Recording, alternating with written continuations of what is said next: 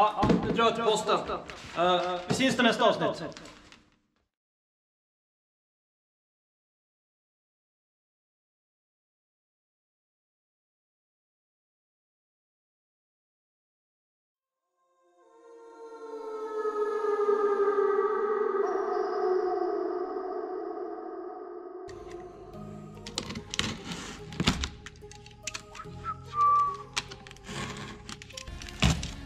Och det man tror varit extra pris på tejp i Västerås.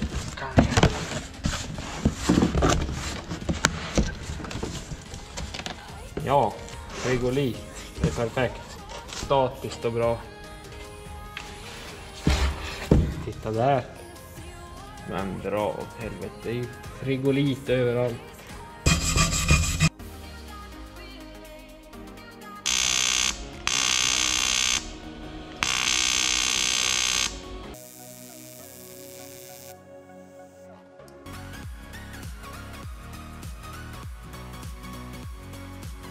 Det här får duga på utsidan. Jag ska inte svetsa hur mycket som helst för det drar sig bara och det kommer inte bli starkare eller bättre för det. Så där, ett stycke motorblock färdigt.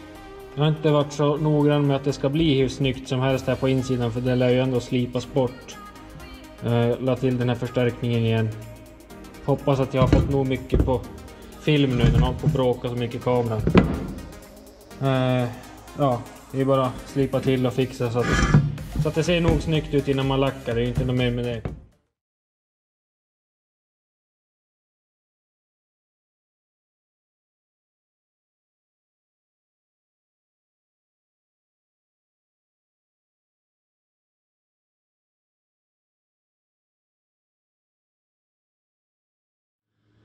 Välkommen till ett nytt avsnitt av Min tuffaste Aerox här. Och som ni såg, Viktor har svettat blocket till mig. Så att hålet är nu borta. Så jag ska slipa till och göra det lite snyggt. Jag tycker ni ska besöka Viktors kanal. För då får ni se när han svetsar det här. Och sen var han så schysst till mig. Så han tillverkade en tjocknyckel till mig. Ja, han har tillverkat den här från grunden. Det är ingen köpegrejer. Och så skickade han 2 julklappar till mig. 2 toolfixhållare till min svarv. Det passar min svarv och även hans. Och de här har han tillverkat från grunden också. Så att Viktor är riktigt grym när det gäller maskinkunskap och bearbetning. Så jag är långt ifrån honom när det gäller sånt. Plus att han har mycket redskap och verktyg för att göra det där. Så jag tycker ni ska besöka han i alla fall. Hans kanal. Viktors Mekaniska. Så, nu till min del. I det här avsnittet, då blir det att jag ska slipa ner det här lite snyggt. Och sen... Det här är det här är en tillbehörspacer som man blir tvungen att ha när man har tofastveven. Men jag var inte riktigt säker på vad man skulle ha den här till. Men sen frågade jag en kompis, vad ska man ha den här till? Och det visade sig att när man slipar upp här för att veven ska få plats, det blir så lite tätningsyta kvar.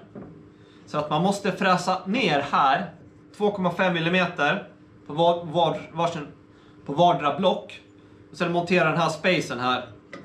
Så att det hjälper till att täta ytan. Så det ska jag göra det här avsnittet också. Fräsa ner det här. För att hålla tungan rätt i mun så att jag inte förstör blocken. Sen en annan kul grej. Ni som har sett på min Instagram. Jag får tag i en tofastvev i bitar. Samma kompis till mig som berättade om den här, Anton, han hade en sån här till övers som jag kunde få gratis helt enkelt. Dock utan vevstake. Så jag beställde helt enkelt en ny vevstake från Maxiskot. Och det här är även en 100 mm vevstake. Original skulle vara 95. Så att det blir lite bättre för motorn. Så i det här avsnittet ska jag även bygga upp veven och rikta den. Sen måste jag kolla balansfaktorn på den också, eftersom det är vevstake med längre så det blir mer vikt så att balansfaktorn ändras. Men den kanske ändras till det positiva i alla fall. Men Ja, jag har fått en jävla förkylning också. Jag tappar ju rösten till förra avsnittet. Det börjar sakta men säkert komma tillbaks. Jag har till och med varit hemma från jobbet några dagar nu för att jag har varit helt förkyld.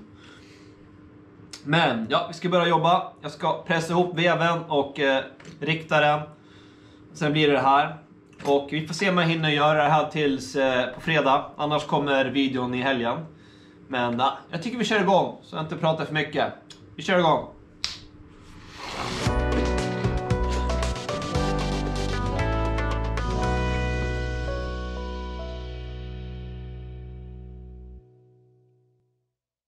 Och en sak jag glömde säga innan vi kör igång. Om du har missat det så jag har skaffat merchandise.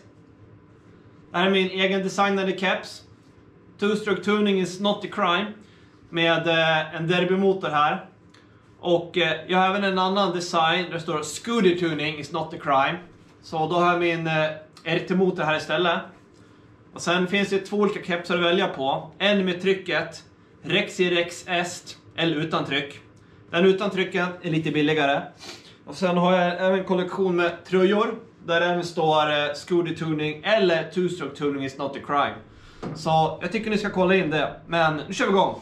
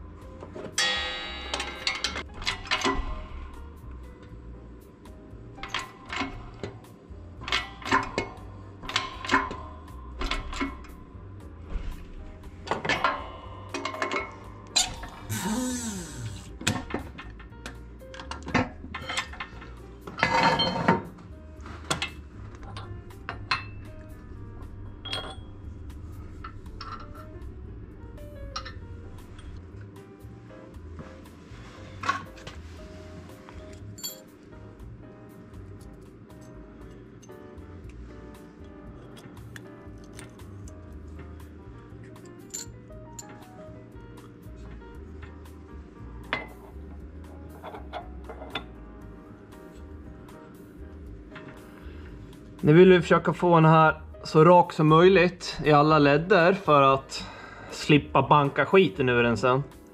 Men perfekt på första, det är väl en på miljoners miljarder.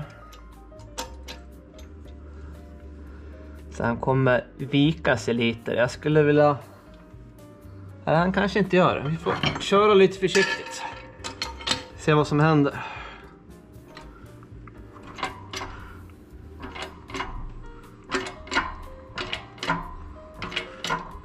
Vi vill inte köra för långt heller. För man ska ha ett litet spel. Sådär. Vad spelet är på just nu, det kommer jag inte ihåg. Så jag kör lite för mycket nu. Så får jag mäta och småpressa lite i taget.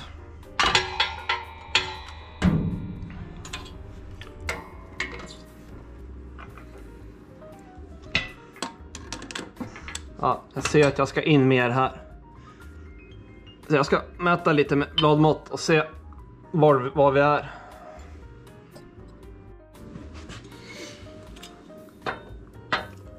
Han skulle ligga runt 0,45-0,50. Och jag har ju mycket mer än det. Här har jag 0,8. Det går in utan problem. Så jag ska pressa upp han lite till.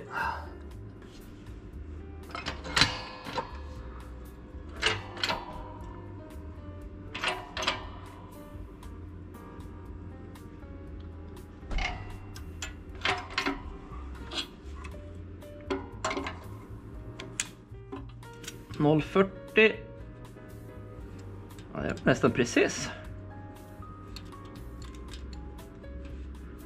Ja, ska ta isär den och plocka bort den och dubbelkolla.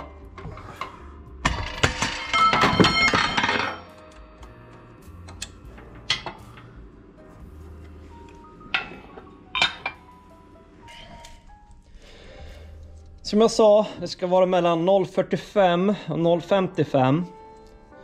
Jag får in 0,4 utan problem. 0,50. Vad har vi den? Den går inte i alls. Och tar jag 0,45 så går det precis inte i. Så spelet ligger nu på 0,40. Jag tror att det är okej, för det känns bättre om det är lite mindre glapp än mycket. Jag ska kolla lite, söka runt vad som är godkänt. Om det är okej eller om det blir för tight. För då måste jag pressa lite isär igen. Så jag ska kolla runt lite. Nu har jag sökt runt lite. Det finns miljoner olika svar. Men en sak alla har gemensamt. Från 0,2 till 0,4. 0,3 till 0,5. Vi ligger i alla fall inom spes. Så nu ska vi se hur snett jag fick det här då. Ska vi banka vev. Nu ska vi se hur snett jag fick upp den här veven.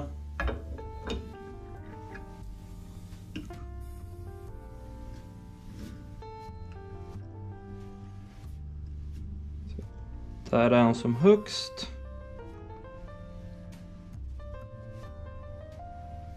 Nolla var ungefär där. Ja, han är inte rak i alla fall.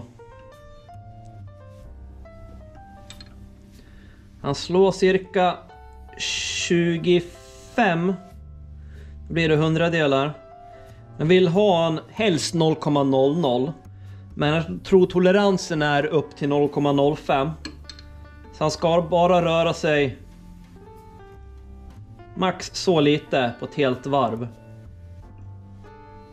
Så att han är hög här. Så då måste den biten ner. Då ger jag ett slag med hammaren här. Får vi se vad som sker. Och det här kanske ter sig lite våldsamt, men det är så man gör.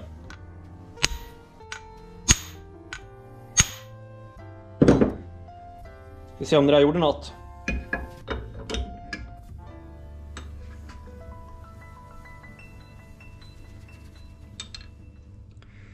Ja, lite gjorde det.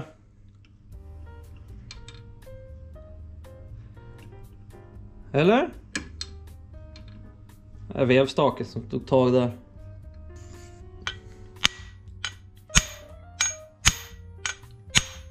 Akta tummen.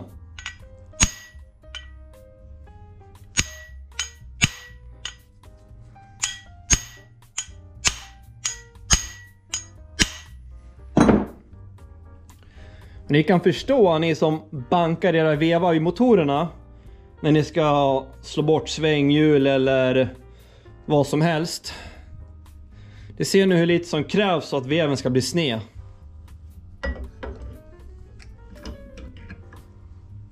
Ska vi se nu då. Jag sitter så jävla tight pressat här så det blir svårt att banka. Ja, det blir mindre i alla fall. Ska vi se vart den är hög eller låg blir. Där. Försöker vi nollan.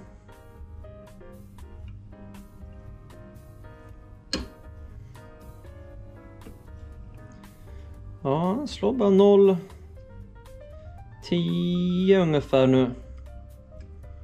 Får banka mer.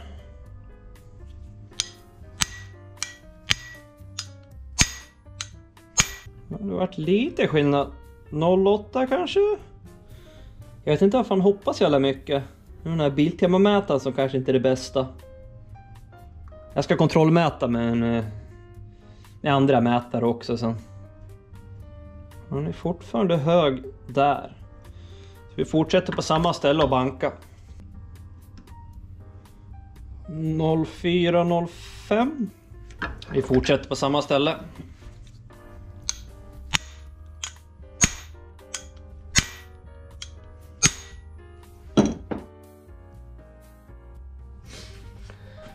Så, nu har jag bankat lite fram och tillbaks. Så jag tror att jag är nöjd på det här. Den här sidan slår typ 0,2.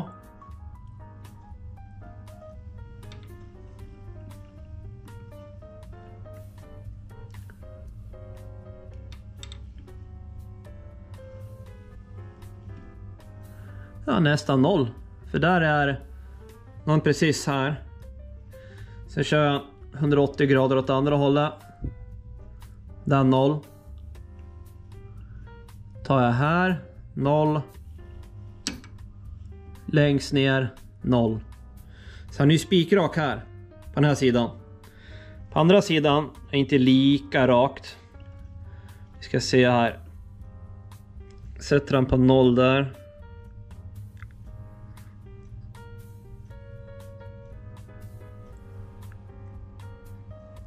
Kör jag 180 grader neråt. 0,1. Det är helt inom spes. Där har vi 0. Kör 180 grader på andra sidan.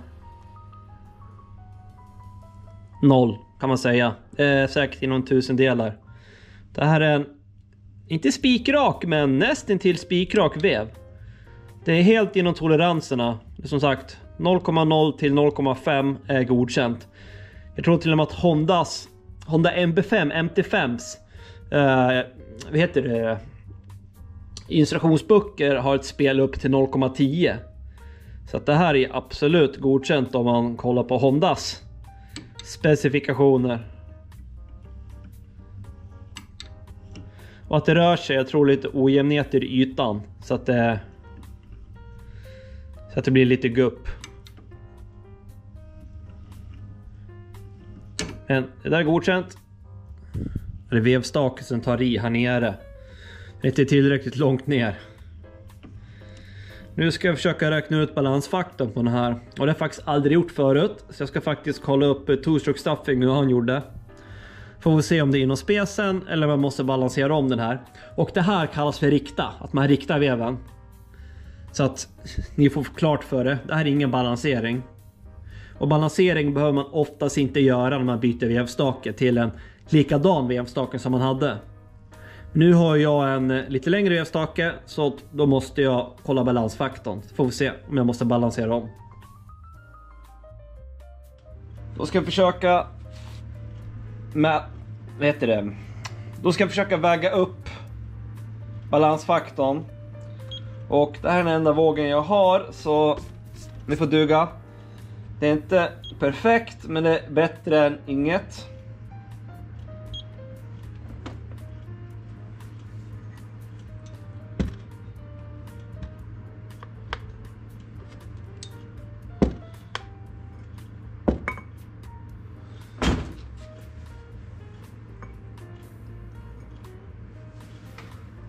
Så där. Vevstaken väger 32 gram.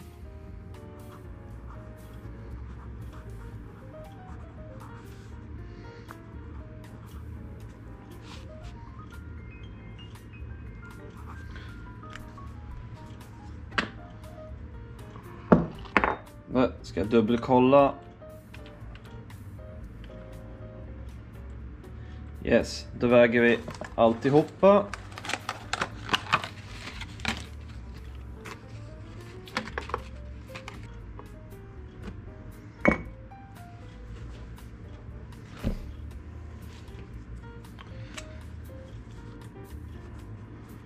Med allt 169 gram.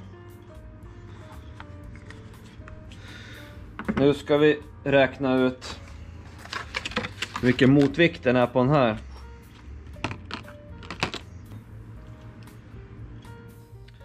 Då ska vi hänga vikter här. Så att veven kan stanna vart som helst. För som det är nu så stannar det var som helst. Han låg lite för långt på kanten.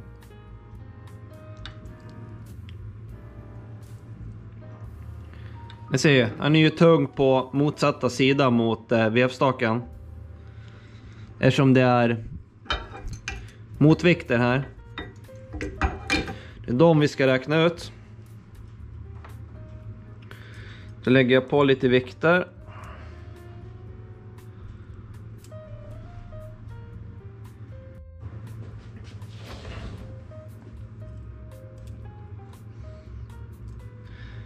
Nu ska vi även kunna stanna vart som helst.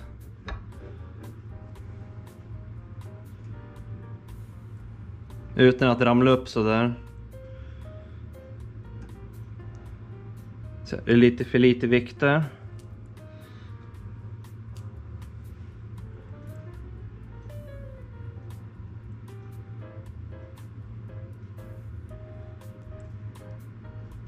Tror vi hittat rätt vikt där nu. Nu ska vi väga kroken plus de som hänger där. Ska vi se vad den här biten väger.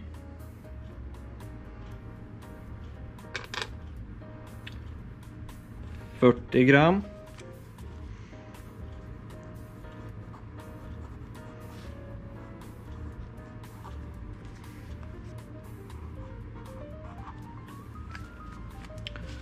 Här har vi min balansfaktor. 42%. Ja, nästan 43 då.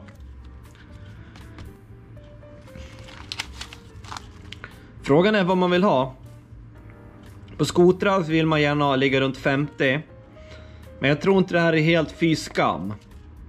Jag ska som sagt söka runt lite och se vad som är bra och vad som är dåligt. För det här finns ingen förutbestämd siffra man vill ha. För det är helt olika för vad för typ av motor. Om det är liggande, om det är stående, om det är sid eller upp och ner. Vad är det för kubik och hur många vevaxlar man har, hur många cylindrar. Det är så många variabler. Så att det är sånt man får testa sig fram till. Och ja, det är jobbigt att testa. Man måste klyva och vikta om, montera ihop, prova, vikta om, klyva, du vet. Helt faderulla. Men det där får vara så länge. Jag ska fundera lite på hur jag ska göra det. Men för jag vill ogärna börja borra i veven för att lägga på vikter. Det kan funka. Det kanske inte funkar. Det märker man inte förrän man testkör. Men vi kör på det så länge.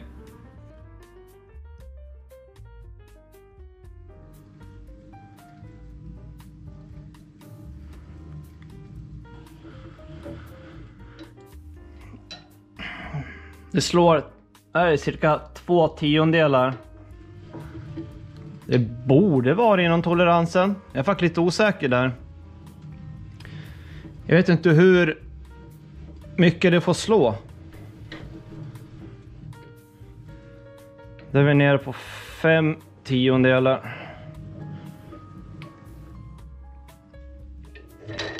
Ja, det är god enough i alla fall, tror jag.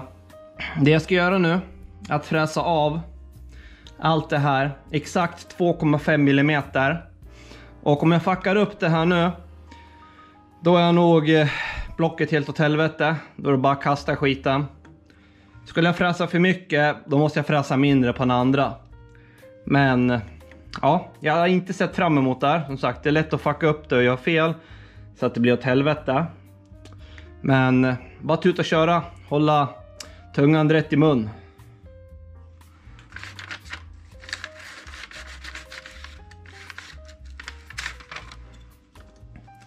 Jag såg att du gjorde så där, Viktor, så är väl jag likadant då.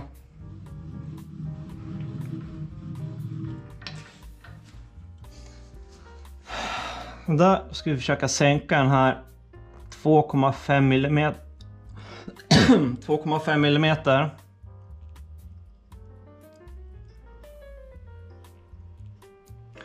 Så där då. Nu kommer den här släppa den här spärren. Men förhoppningsvis så lägger han sig på samma sen.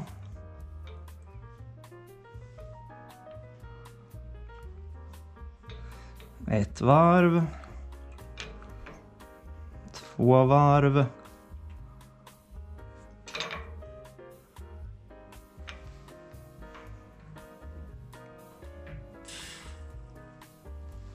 Så där.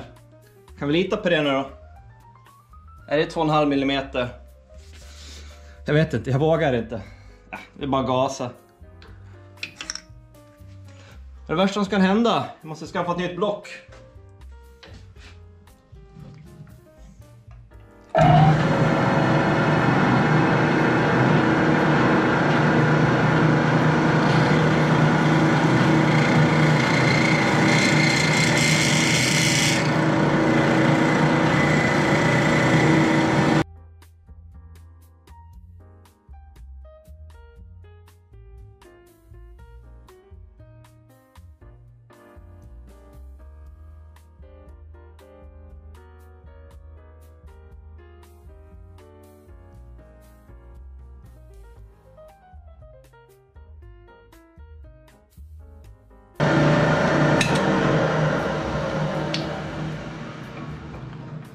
Det ser ju bra ut. Frågan är nu, är det 2,5 mm? Vi ser här. Ja, den här ska på här sen. Jag måste ju ta 2,5 på lilla blocket också. Ska se hur rakt det här blev då.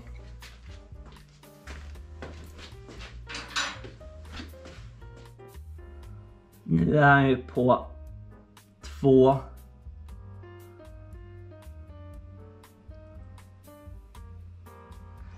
Det borde i så fall vara på 4,5 där.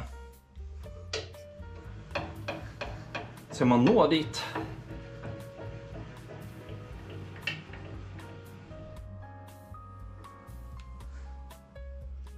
Ha, 4,5. Ish, ungefär så som jag hade satt det. Det ser lovande ut. Vi får hoppas att det funkar. Nu ska jag rigga upp det lilla blocket och line upp det så att det är plant och fint.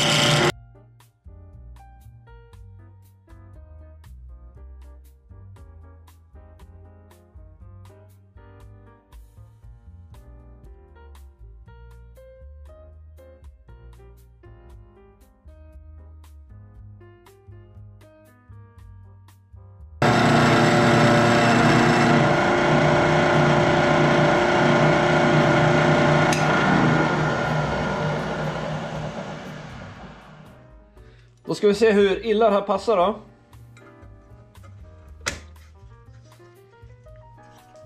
Det känns bra rakt i alla fall.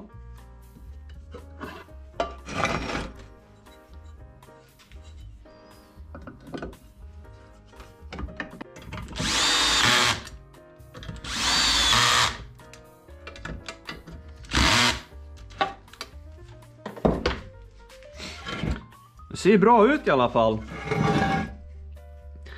Hade jag tagit för mycket, det hade förmodligen blivit en liten glipa här. Men det ser ut att vara jävligt tajt och fint. Och det lyser ingenting igenom från baksidan. Så att jag tror faktiskt att det blev succé. Det vart jävligt bra. Men en sak jag märker, han sticker upp här. Så på något vänster måste jag kunna plana den där. Och samma här. Jag sticker upp lite.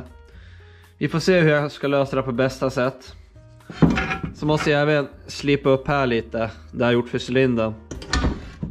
Och sen, slipper vevhuset. Det har jag inte gjort än. Det var tyvärr allt för det här avsnittet.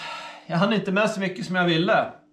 Men det tog tid att banka vev och rikta upp den här i fräsen så att den skulle bli rak och fin. Ni kanske inte såg så många arbetstimmar, men jag har lagt många timmar bakom det för att det ska bli perfekt.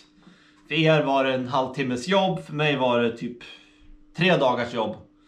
Så tyvärr, jag hinner inte göra så mycket mer nu. Så nästa fredag så blir det fortsättning på det här. Det blir inte på bruksaxeln utan på Tufasteraxeln. Och då ska jag slippa upp för veven. Jag ska slipa det här som Viktor hade svetsat. Och sen blir det faktiskt börja blästra den här. Förbereda båda motorerna för lackering. Och jag hoppas Paul att du kan fixa färgen. Och det lovat mig. Så då sparar jag in en slant på det. Då kan vi fortsätta renovering av det här. Och sen när de är målade så börjar vi bygga ihop motorerna. Vi får se vilken motor vi bygger upp först. Men. Vi kör det gamla vanliga. Stöd mig på Patreon. Köp mina merch. Och följ mig gärna på Instagram. Jag brukar lägga upp saker där först. Innan det läggs på YouTube. Så man får en liten förhandstitt på vad jag gör. Så, inte så mycket mer att säga. Så, to be continued. Ha det så bra.